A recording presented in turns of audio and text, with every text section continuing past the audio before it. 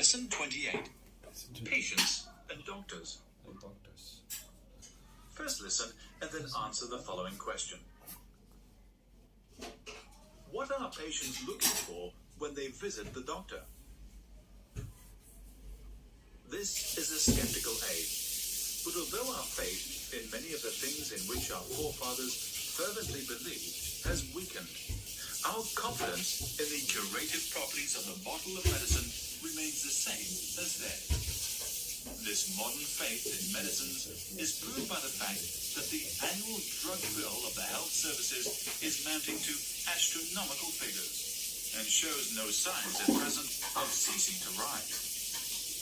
The majority of the patients attending the medical outpatients departments of our hospitals feel that they have not received adequate treatment unless they are able to carry home with them some tangible remedy in the shape of a bottle of medicine, a box of pills, or a small jar of ointment.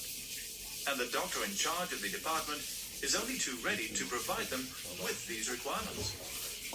There is no quicker method of disposing of patients than by giving them what they are asking for.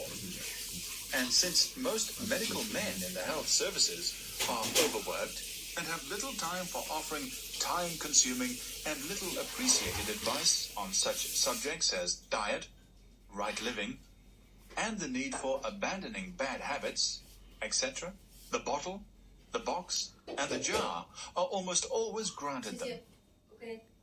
Nor is it only the ignorant and ill-educated person who has such faith in the bottle of medicine.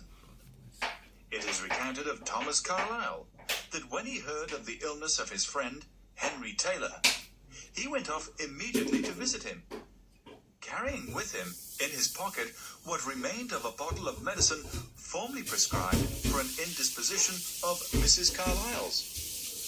Carlyle was entirely ignorant of what the bottle in his pocket contained, of the nature of the illness from which his friend was suffering, and of what had previously been wrong with his wife.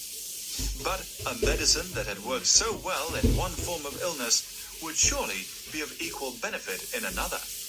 And comforted by the thought of the help he was bringing to his friend, he hastened to Henry Taylor's house. History does not relate whether his friend accepted his medical help, but in all probability he did. The great advantage of taking medicine is that it makes no demands on the taker beyond that of putting up for a moment with a disgusting taste. And that is what all patients demand of their doctors, to be cured at no inconvenience to themselves.